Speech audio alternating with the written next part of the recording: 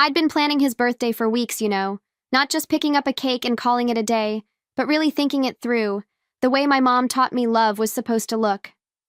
His favorite chocolate cake from that tiny bakery across town, the one that smells like warm sugar the second you walk in. A simple dinner at home, candles instead of harsh lights, soft music instead of TV noise. I even took the afternoon off work, which my boss hated, just so I could make everything perfect. Because in my head, he was the kind of man who deserved to be celebrated properly. On the way to the bakery, I caught myself smiling like a teenager. I kept thinking about how surprised he'd be if I showed up at his office with the cake and a little bow-tied box in my hands. I was picturing his coworkers teasing him, saying he was spoiled, and him pretending to be embarrassed. I'd blindfold him, drive us home, and he'd walk into a living room full of candles and his favorite food. It felt like one of those tiny promises I made to myself as a kid, watching my mom stretch every coin just to put a candle on a cheap supermarket cake. Love is shown in the details, she'd say, and I took that way too seriously. So there I was, driving with the cake on the passenger seat and the gift bag on the floor, humming along to some old song on the radio. Traffic was lighter than usual, and I remember thinking, for once, the universe is being kind. I decided, on a whim, to swing by his office a bit earlier, maybe wait for him in the parking lot. But when I turned down the usual street, I saw something that made my stomach dip. His car wasn't there. I frowned, checked the time, and told myself he probably left earlier, maybe went to grab a coffee. That's when I noticed his car again, just not where it was supposed to be. His car was parked near that old gas station on the corner, the one people only stop at when they're desperate. And behind it, tucked in a quiet little alley, were those motels everybody in town pretends not to notice. You know the type. Neon signs flickering, cheap doors painted over too many times, the smell of cigarette smoke even from the outside. I slowed the car without even realizing it, my fingers tightening around the steering wheel. Something in my chest twisted, like my body knew before my mind could catch up. Still, I kept telling myself there had to be some reasonable explanation. But then the door to one of the rooms opened and time just stopped. It wasn't dramatic like in the movies. No wind blowing, no thunder cracking. Just him, stepping out casually, like he'd just finished running an errand. He was laughing, head tilted slightly back, the same laugh he used when I made him dinner. And beside him walked a woman, brushing her hair with her fingers, adjusting her clothes in a way that burned into my brain. They looked comfortable, too comfortable. My heart didn't break all at once. It cracked slowly, like ice under too much weight. I didn't cry, didn't scream, didn't even move. I just sat there, parked behind a gas pump, watching the two of them walk to his car as if they were stepping out of a restaurant, not a motel room. He opened the door for her, something he rarely did for me, and she laughed at something he whispered. I felt this strange buzzing in my ears, like the world had gone underwater. The cake box slid across the seat when I jerked the car into reverse, but I barely even noticed. I drove off before they could see me, hands shaking so badly I had to grip the wheel with both just to keep the car straight. The afternoon sun looked different, harsher somehow, washing everything in this blinding light that made my eyes sting. I kept replaying the way he adjusted his shirt, the way she touched her hair, the stupid, careless ease of it all. The cake box thudded again when I took a sharp turn, its sweetness suddenly feeling like a joke I wasn't in on. I remember glancing at it and thinking how pathetic it looked sitting there, all dressed up for a man who had just walked out of a motel. It felt like every detail I had planned had turned into an insult. I didn't have a plan, not yet. I just drove, letting the road guide me because my mind was too foggy to trust. Every time I blinked, I saw them again, walking out together like it was the most natural thing in the world. A part of me wanted to pull over and scream until my throat tore open. Another part, the quieter, colder part, was already observing everything with the sharpness of someone waking up from a long, stupid dream. That part of me whispered, "Don't let him know you saw." By the time I reached home, my whole body felt hollow. I carried the cake inside like it weighed 100 pounds and set it on the counter without even looking at it. The candles were still in the drawer, the gift bag still neat, the dinner ingredients ready to be cooked, every symbol of love perfectly intact, except me. I stood there in the silence of the kitchen, feeling the air thick around me, my heart pounding like it wanted out of my chest. And in that moment, holding the edge of the counter to stay upright, I realized I didn't want the confrontation. Not yet. I wanted clarity and control.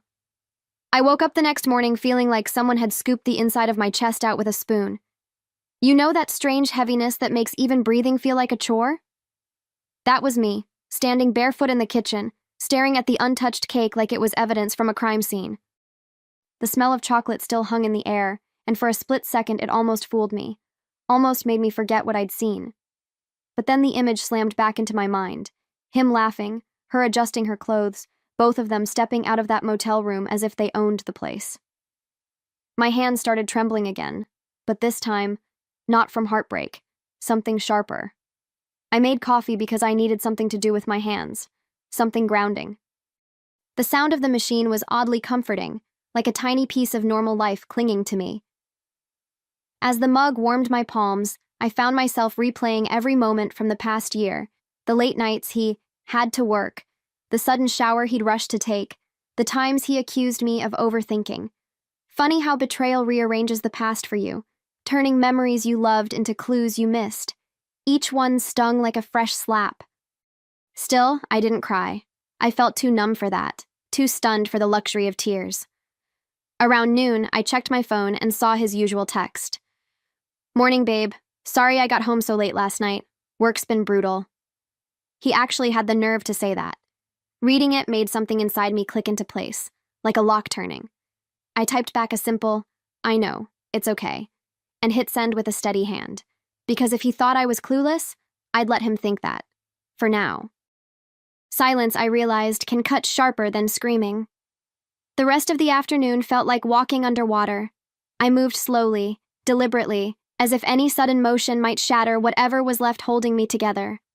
I cleaned the kitchen even though it was already spotless, rearranging things that didn't need rearranging just to keep my hands busy.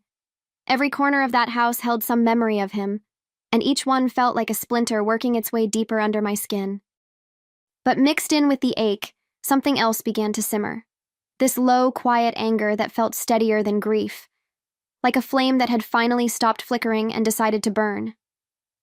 When he walked through the door that evening, he acted exactly like the man I thought I knew. He tossed his keys in the little bowl by the entrance, kissed me on the cheek with that rehearsed tenderness, and sighed dramatically. Said work was draining him, and that he wished he could just take a break. He didn't look tired, though, not the kind of tired you get from work. He looked nervous, the kind of nervous someone gets when they're juggling lies and hoping none of the plates fall. I watched him closely while he talked, pretending to be absorbed in folding laundry. Every word out of his mouth felt like a thread pulling tighter around his own neck, and the way he kept checking his phone, that was new. He angled the screen away from me, fingers tapping like he had ants under his skin. He told me he was going to shower before dinner. "To wash off the day," he said. I nodded, smiling like I couldn't see the guilt dripping off him. When the shower started running, I stood outside the bathroom door for a moment, listening. Not because I wanted to invade his privacy, but because I needed to hear the water, needed proof he was actually behind that door. Funny how betrayal turns the ordinary into suspicion. I could smell the steam creeping into the hallway, thick and warm, mixing with the faint scent of his cologne. The same cologne I'd once loved on him now made my stomach twist. Everything familiar had turned foreign overnight. I walked back to the kitchen and lit the birthday candles anyway. Not for him, for me.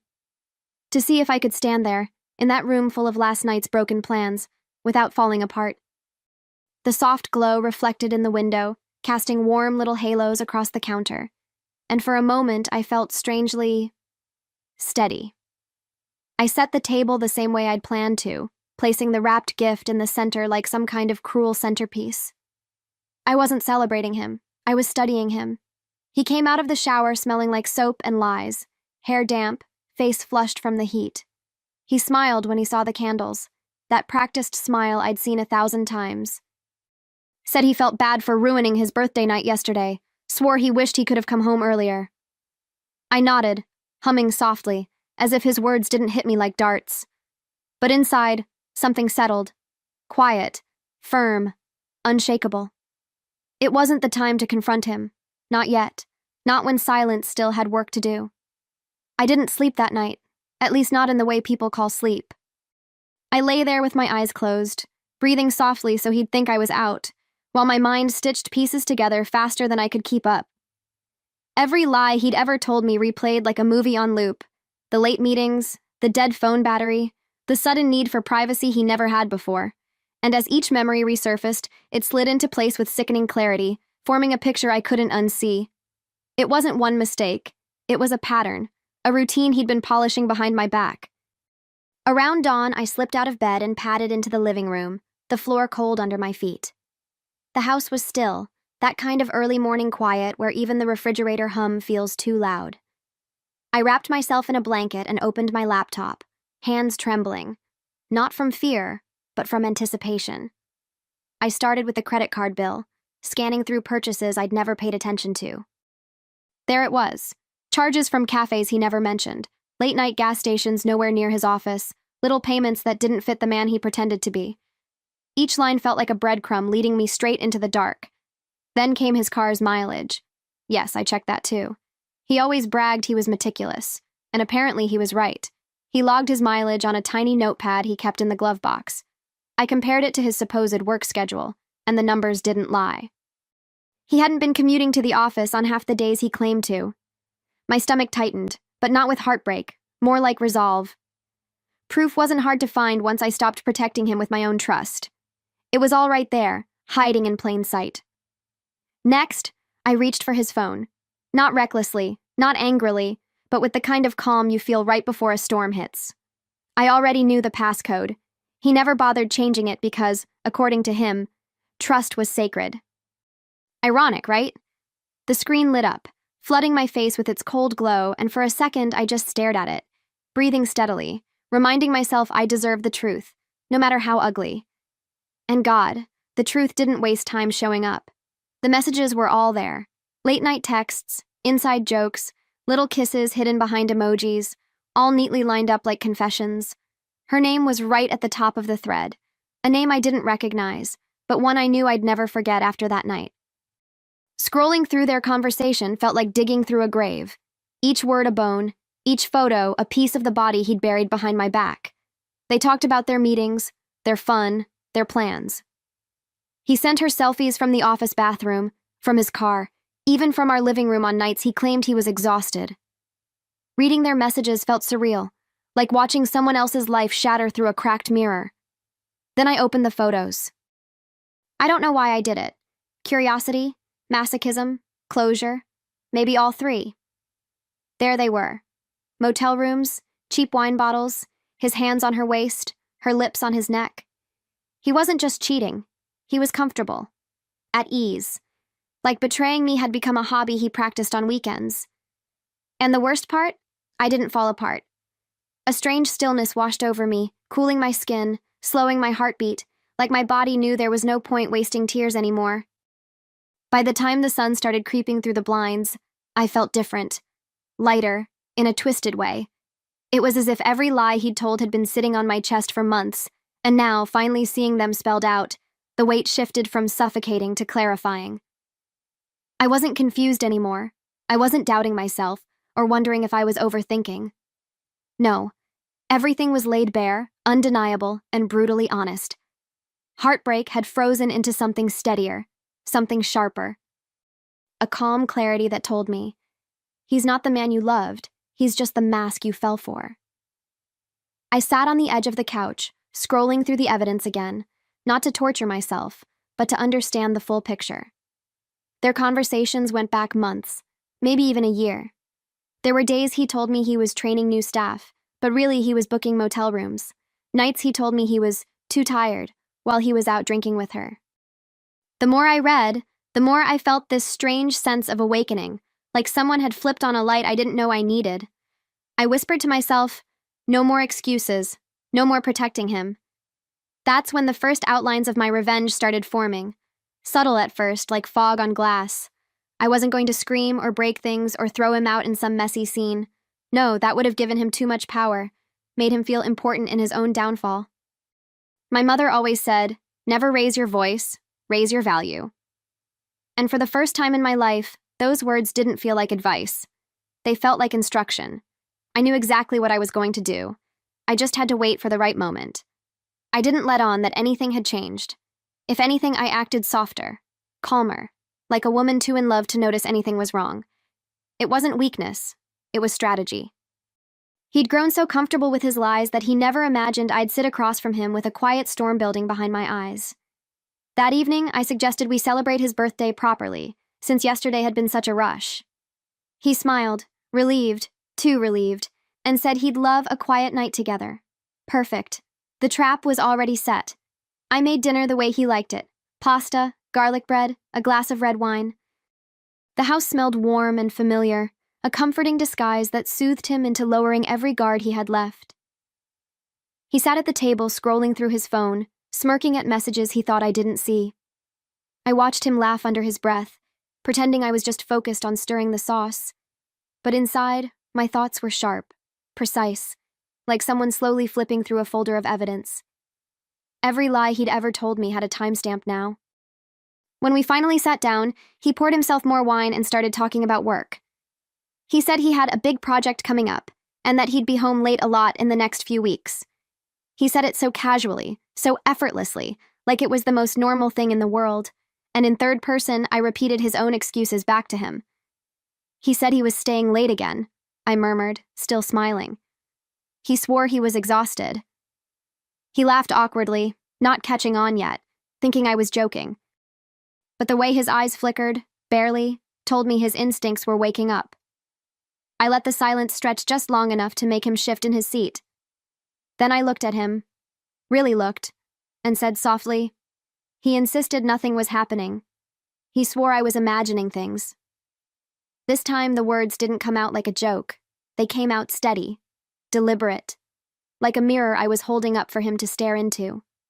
His hand froze halfway to his glass, and for the first time all night, he met my eyes. There it was, the flicker of fear, quick as a camera flash. He tried to laugh it off, of course, asked if I'd been watching some crime documentary again, said I always get paranoid after those shows. His voice cracked at the end, though, and he cleared his throat, trying to cover it. I leaned back in my chair, tilting my head just enough to study him the way he'd studied his lies, carefully, quietly. Then I set my phone on the table, screen down, and tapped it twice with my finger. He watched the motion like it was a loaded gun. He said he was loyal, I continued, almost whispering. He said he'd never hurt me. His face paled, real fear now, not the playful kind. He reached for his wine again, but his hand shook just enough for the glass to tremble against the table. That's when I turned the phone over, letting the screen light up with the very first message from her. Just his name on her lock screen notifications was enough. He stared at it like it was a ghost. He reached for the phone with this desperate, clumsy motion, but I slid it just out of reach with 2 fingers, calm, precise, like I'd practiced this moment in my head 100 times, which, honestly, I had. When he realized he couldn't grab it, his whole posture collapsed, shoulders slumped, eyes wide, lips parted as if words might fall out if he just breathed hard enough. But nothing came. Not at first. Finally, he managed, "It's not what you think." The classic line. The one every cheating man seems to get issued at birth. I didn't raise my voice. I didn't need to. I simply turned the phone so he could see the screen clearly and began swiping through the photos, each one glowing like a tiny electric betrayal. I watched the blood drain from his face, watched his mouth tremble as if he could somehow talk his way out of pictures he'd willingly posed for. Then came the begging. He reached across the table, voice cracking as he said he never meant to hurt me. He said it was a stupid mistake, a phase. Nothing serious, as if reducing it made it less real. He even blamed work stress at one point, said all the long hours had made him lose himself. But I didn't flinch, didn't look away. I sat there, hands folded, letting him unravel in front of me, each excuse pulling another thread loose. And when he finally stopped talking, when he had nothing left but silence and shame, I leaned forward just a little. Just enough for him to understand the shift in power. Then I said the only true thing left between us. There will be consequences. You just don't know them yet. He didn't sleep that night. Not really. I heard him tossing beside me, breathing unevenly, sitting up, lying back down, whispering apologies into the dark like they were spells that might undo the truth. but I stayed still, eyes closed, letting him drown in everything he'd created. It was strange. I felt almost peaceful. Like the storm that had ripped through me days ago had finally emptied itself out, leaving behind a quiet, focused calm. Revenge doesn't come from rage. Mine came from clarity. By morning, he was a mess. Eyes red, hair tangled, pacing the kitchen while pretending to make coffee. He kept glancing at me, waiting for a reaction, a conversation, a breakdown, anything he could engage with. But I gave him nothing except a polite morning as I buttered my toast. His confusion grew with every second I refused to crumble. He asked if we could talk, wringing his hands like a guilty teenager caught sneaking in past curfew. I smiled faintly and told him I already had a plan for us. I let him believe us was still a possibility. Let him relax just enough for his shoulders to ease, let him think he still had space to negotiate. Then I asked him to meet me after work, said we needed to reset and rebuild. Words he latched onto like a drowning man clutching driftwood. He agreed immediately, swore he'd be there early, promised he'd make everything right.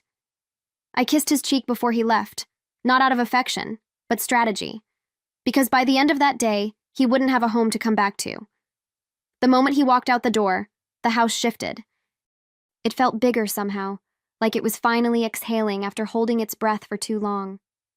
I stood in the middle of the living room, staring at the couch where he'd sat scrolling through messages meant for another woman, and something inside me hardened with purpose. I grabbed a roll of trash bags from under the sink and started packing his things. Calmly, methodically, like I was sorting donations instead of dismantling a life. Shirts, shoes, chargers, cologne. All of it went into neat, emotionless piles. Every object felt lighter the moment it left my drawers. I didn't break anything. Not a plate, not a frame, not even the cheap ceramic mug he loved. Breaking things is for people who still want the other person to hear them. I didn't need him to hear me. I wanted him to feel the silence of consequences. So while I packed, I opened the windows and let fresh air in, clearing out the smell of him, the weight of him, the lies he dragged through every room. Sunlight pooled across the floor, and for the first time in months, the house didn't feel haunted. By noon, everything he owned sat in tidy bags lined up by the door. I even printed labels, clothes, toiletries, electronics, as if organizing his departure made it more civilized. Then I placed the envelope on top, the one with the printed screenshots, the dates, the motel charges, and a short note in my handwriting. This is why you're leaving. Not dramatic, not emotional, just factual. I left it there like a final signature on a contract he didn't know he'd signed the moment he cheated. When the time came to meet him, I didn't choose some quiet little restaurant. No, his consequences deserved an audience he couldn't manipulate. So I picked the cafe right across from his office, a place where his coworkers frequently stopped after work. I got there early, sat by the window with a cup of tea, and waited. My heartbeat stayed steady, my hands still. I felt like someone watching the final act of a play they already knew the ending of. He arrived exactly on time, hair combed, shirt tucked, eyes swollen from guilt and sleeplessness. He sat down quickly, leaning across the table like a man desperate to be forgiven before the conversation even starts. He launched right into promises, counseling, honesty, deleting numbers, quitting his job if he had to. His voice cracked, his hands shook, his eyes watered. But none of it pierced me. I just watched him unravel, sip by sip, like he was reciting lines from a script he'd practiced in the mirror. When he finally ran out of breath, I placed my house key on the table. Calm. Controlled. He blinked at it, confused, then terrified. I told him, in third person, that he'd been lying for months, that he'd insulted my intelligence, that he'd begged me not to ruin his life when he'd already been torching mine behind my back. His mouth opened and closed like he needed oxygen. Then I leaned in and said quietly, so only he could hear, "You don't live with me anymore. Your things are packed. The locks will be changed tonight." He didn't speak. He couldn't. The first night alone felt strange in the softest way, like stepping into a room I'd always lived in, but finally seeing it with the lights on. I slept in the middle of the bed, not pushed to the edge, not bracing for another lie disguised as a warm body beside me. The silence wasn't heavy anymore. It was gentle, almost reassuring, like the house was finally whispering, "You're safe now." When morning came, sunlight spilled across the floor in wide, warm stripes, and for once I didn't flinch awake. I stretched, slow and easy, letting my limbs take up space I'd been shrinking out of for years. Freedom felt quiet, but powerful. I made myself coffee, just a single mug, and the smell didn't feel bittersweet like it used to. It felt grounding. I leaned against the counter, sipping slowly, watching steam curl upward like a small, private celebration. No buzzing anxiety in my chest. No waiting for the sound of keys in the door. No rehearsing conversations in my head to make peace with someone who never deserved it. Just me, breathing, steady, whole. For the first time in a long time, the quiet didn't ache.